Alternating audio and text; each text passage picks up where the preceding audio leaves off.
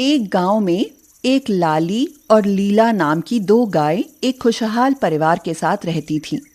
लीला का एक बच्चा था जिसका नाम नंद था। उनके घर के मुखिया रामू और उसकी पत्नी शोभा बहुत ही नर्म स्वभाव के थे। शोभा और लाली को एक दूसरे से बहुत लगाव था। वह अक्सर उसके पास घंटों बैठी रहती। इन दिनों वह लाली का बहुत ध्यान रखती क्योंकि लाली गर्भवती थी। एक दिन की बात है, नंद भागता हुआ लाली के पास आया और बोला, लाली मासी, चलो ना कहीं घूमने चलते हैं। आज मौसम भी बहुत अच्छा है। नहीं नंद, कुछ ही देर में रात होने वाली है, तुम घर के अंदर जाओ। मौसी चलो ना, हम लोग जल्दी वापस आ जाएंगे। इतनी देर में वहां नंद की माँ लीला आ जाती है। नंद, कहाँ जाने की जिद कर रहे हो? कुछ ही देर में रात हो जाएगी, अब कल सुबह जाना। चलो मेरे साथ अंदर चलो। माँ आप जाओ, मैं थोड़ी देर मासी के पास रुकना चाहता हूँ। ठीक है, कोई शैतानी मत करना। और हाँ लाली, तुम इसकी मासूम शक्ल और भोली बातों में मत आ जाना। लीला इतना कहकर वहां से चली जाती है। मासी चलो ना, मेरा बहुत मन है। अभी लीला मना करके गई है ना, तुम्हारे साथ मेरी भी डांट पड़ेगी। चलो अब अंदर चलो। नंद जोर जोर से रोने लगता है और चलने की जिद करने लगता है।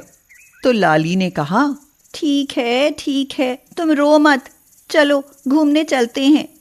लाली की यह बात सुनकर नंद बहुत खुश हो जाता है और वह दोनों घर से बहुत दूर जंगल में घूमने आ जाते हैं।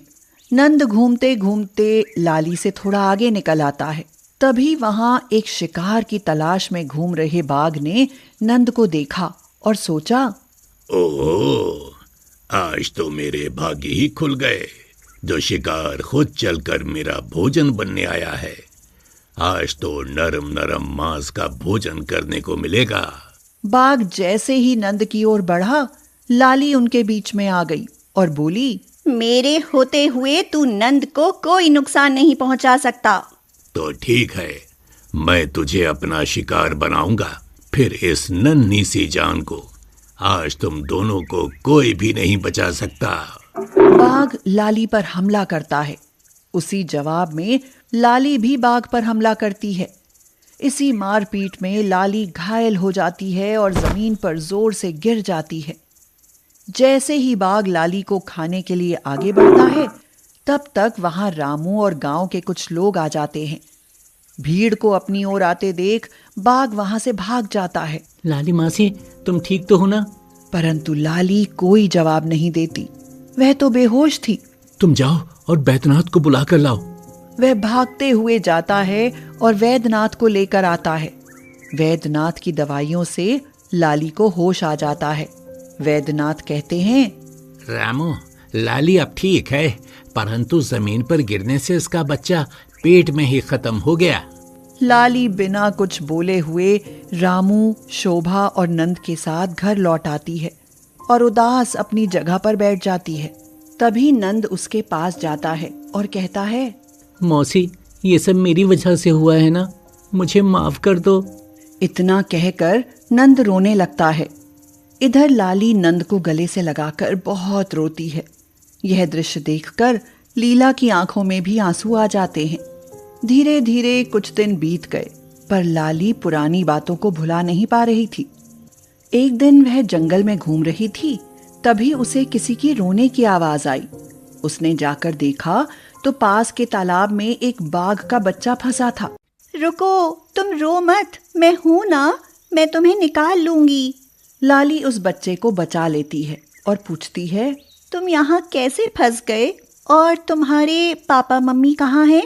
मुझे बहुत भूख लगी थी और माँ घर पर नहीं थी, तो मैं उनको ही ढूंढते ढूंढते यहाँ आ गया और उस तालाब में फंस गया। तुमको भूख लगी है तो मैं तुमको दूध पिला सकती हूँ।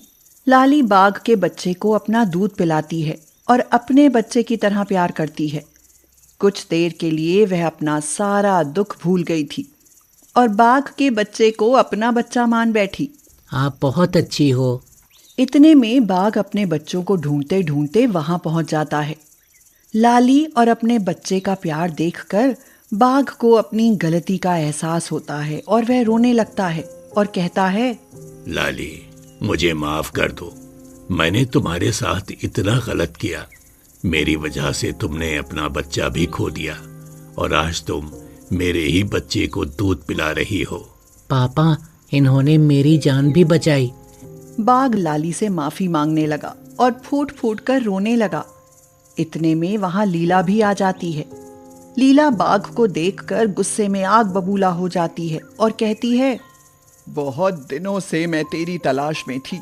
आज भले मेरी जान ही क्यों ना चली जाए, पर मैं तुझे छोड़ूंगी नहीं। लाली ने तेरी वजह से अपना बच्चा खो दिया। जैसे ही लीला बाघ की ओर बढ़ती, लाली लीला को रोक लेती है और कहती है, रुको लीला, ऐसा मत करो। इस छोटे बच्चे के बारे में तो सोचो और बाघ को अपनी गलती का पछतावा है। मुझे अपनी गलती की सजा मिल चुकी है। इससे बड़ी मेरे लिए कोई और सजा नहीं हो सकती। क्या मतलब? आज मैंने अपने बच्चे की माँ को हमेशा के लिए खो दिया। वो बहुत लंबे समय से एक बीमारी से लड़ रही थी और आज सुबह ही वो मुझे और मेरे बेटे को छोड़कर इस दुनिया से हमेशा के लिए चली गई। तभी ये उसको ढूंढते ढूंढते जंगल की ओर चला गया। बाघ की बात सुनकर उसका बच्चा जोर जोर से रोने लगा और माँ माँ चिल्लाने लगा। माँ, माँ, माँ। लाली ने उसको अपने सीने से लगा लिया और उसको समझाया, क्या मैं आपके बच्चे को रोज दूध पिला सकती हूँ? मुझे कोई दिक्कत नहीं, पर मैं तुम्हारा ये कर्ज कैसे उतारूंगा? मैंने अपना बच्चा खोया, उसके बदले मुझे ये बच्चा मिल गया। मैंने आपको माफ कर दिया। आज से आप मेरी माँ होंगी। हाँ, आज से रोज मैं तुम्हें दूध पिलाऊंगी और तुम्हारा जब भी मन करे तुम मेरे पास आ जाना। मुझे हमेशा के लिए आपके साथ ही रहना है। क्या मैं आपके साथ रह सकता हूँ? लाली लीला की तरफ देखती है। तभी लीला कहती है, हाँ, बिल्कुल रह सकते हो। हम लोग रोज तुमसे मिलने आया करेंगे। लाली को उसका बच्चा और बाघ के बच्चे को अपनी माँ मिल गई और सब खुशी खुशी रहने लगे। दीदी देखो ना, चाची के घर से कचौड़ियाँ तलने की खुशबू आ रही है। मन तो कर रहा है कि जाकर उनसे एक कचौड़ी मांग लाऊं। तो वाणी ने उसे समझाते हुए कहा, अपनी जीभ को काबू में रख निम्रत। तुझे पता है ना, तेरे वहां जाते ही चाची क्या बोलेंगी? कहेंगी, आ गई महारानी। जरूर महक पहुंच गई होगी। कुत्तों जैसी नाक है तुम दोनों की, पर तुझसे ज्यादा तो तेरी बड़ी बहन वाणी का दिमाग चलता है। जरूर तुझे उसी ने भेजा होगा। निम्रत, मैं नहीं चाहती कि वो हर बार मुझे भला बुरा बोले। तो दीदी आप भी बनाओ ना कचौड़ी, बहुत मन कर रहा है। वाणी ने अपनी छोटी बहन को अपने कलेजे से लगा लिया। 12 साल की उम्र में ही वह अपनी 9 साल की बहन की माँ बन गई थी। वाणी की आंखें भर आईं। उसका वश चलता तो वह निम्रत के लिए कचौड़ी क्या, पूरी हलवाई की दुकान खोल देती। मगर अभागी क्या करे? फिलहाल उन्हें जीने के लिए सूखी रोटी ही मिल जाए तो काफी था। उसकी आंखों में वह चित्र उभर आया जब 1 साल पहले वो सब लोग अमरनाथ की यात्रा पर जा रहे थे। सब के सब कितने खुश थे। मगर समय का चक्र ऐसा बदला कि वहां पहाड़ खिसकने लगे। बहुत ज्यादा बर्फबारी होने लगी। उसी बर्फीले तूफान में उनके माँ बाप अपनी बच्चियों से बिछड़ गए और बर्फ के नीचे दबकर हमेशा के लिए दुनिया छोड़कर चले गए। वो पल याद करके अब भी मासूम वाणी और निर्मत की रूह कांपने लगती है। काश भगवान ने उस समय उन्हें भी अपने पास बुला लिया होता तो आज उन्हें इस तरह लाचारी में जीवन जीना नहीं पड़ता। वाणी बोली, निम्रत, तुझे कचौड़ियाँ ही तो खानी है। किसी दिन मैं बना दूंगी। तुझे पता है ना, अभी पैसे नहीं हैं। तू तो मेरी समझदार गुड़िया है ना। अब जिद करना छोड़। सुन, ये पकड़ रोटी और वहाँ दरवाजे के पास बैठकर खा ले। चाची के यहाँ से जो खुशबू आ रही है ना, उसके स्वाद के साथ खा। बिल्कुल कचौड़ी का स्वाद आने लगेगा। दीदी आप बड़ी झूठी हो। मुझे इसी तरह पानी भी दूध बनाकर पिला देती हो। नहीं खानी मुझे रोटी, मुझे तो कचौड़ी ही खानी है। ये कहकर निर्मत बाहर भाग गई। वाणी को ऐसा लगा जैसे मानो निर्मत ने उससे कोई कोहिनूर मांग लिया हो। कहां से बनाए वह कचौड़ी?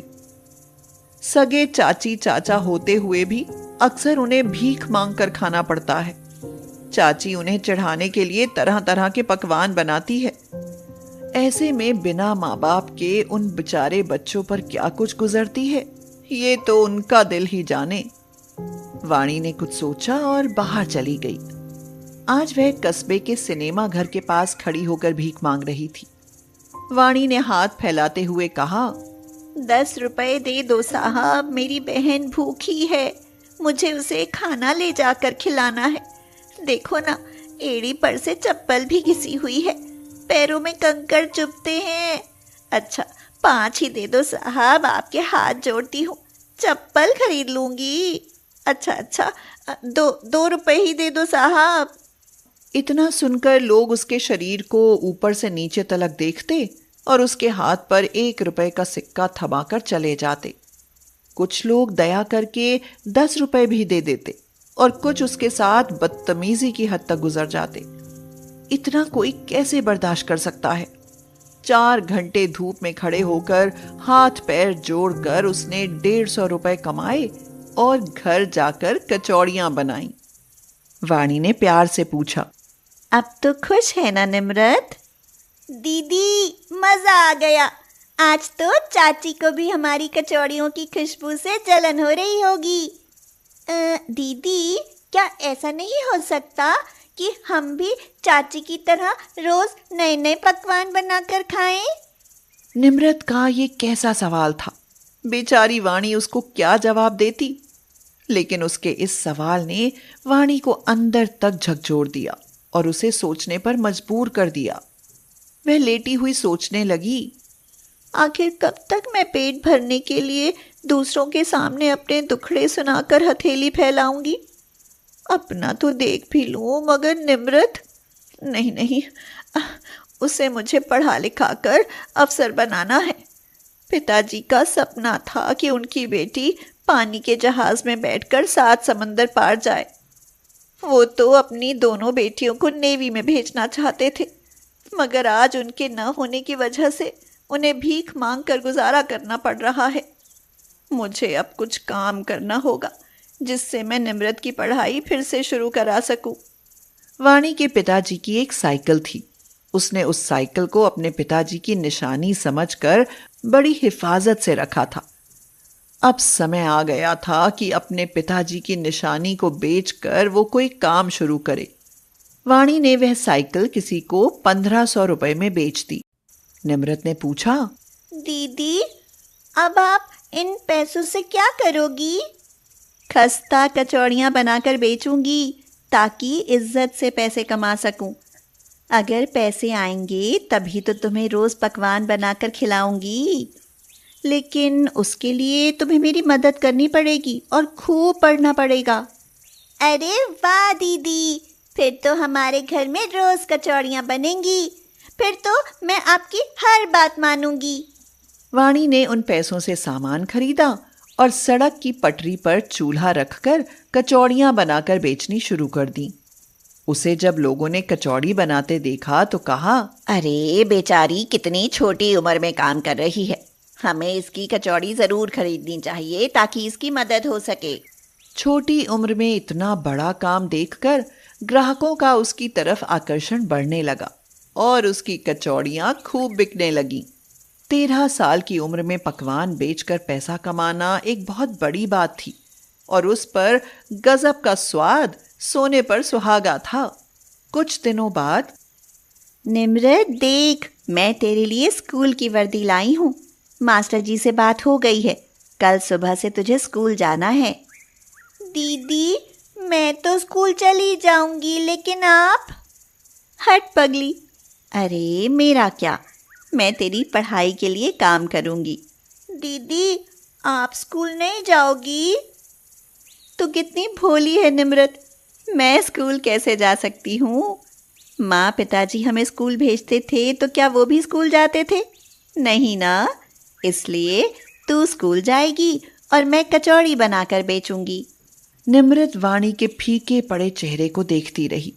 वह जानती थी कि वाणी भी पढ़ना चाहती है। अगले दिन से निम्रत स्कूल जाने लगी और वाणी अपने काम में जुट गई। समय गुजरता गया और वाणी भी बुलंदियों की तरफ बढ़ती गई। पटरी से उठकर वाणी ने अपने घर को ही एक रेस्टोरेंट बना दिया। निम्रत बोली, दीदी आज मैं बहुत बहुत खुश हूँ। अच्छा, ऐसा क्या हुआ?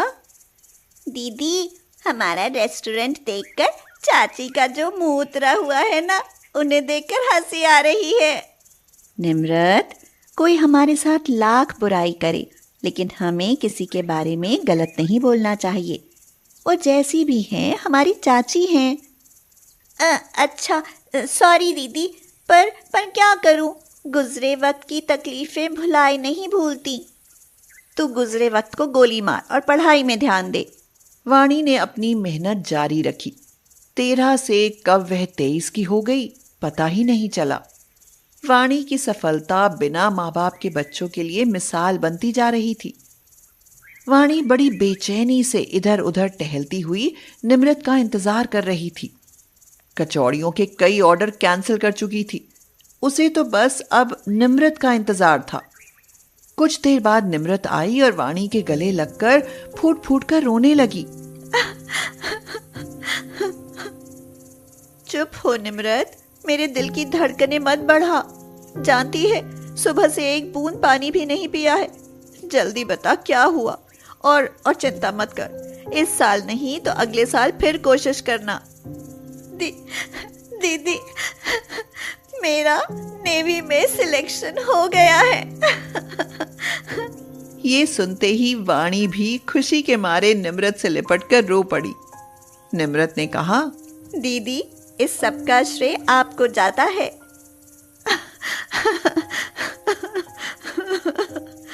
नहीं पागल, इसका श्रेय तो पिताजी की साइकिल को जाता है। आज उसी साइकिल ने हमें सफलता की सीढ़ियां चढ़ाया है। निम्रत की ज्वाइनिंग हो गई। एक बार निम्रत के मुंह से वाणी की तारीफें सुनकर उसके साथी अफसर रणवीर सिंह से रहा नहीं गया और वह वाणी से मिलने चला आया। वह उससे मिलकर इतना प्रभावित हुआ कि उसने वाणी का हाथ मांग लिया। इतना अच्छा लड़का मिलना मुकद्दर की बात थी। फिर उन दोनों की शादी हो गई। इस तरह गरीब बहनों की सफलता ने उन्हें ढेर सारी खुशियां सौंप दी।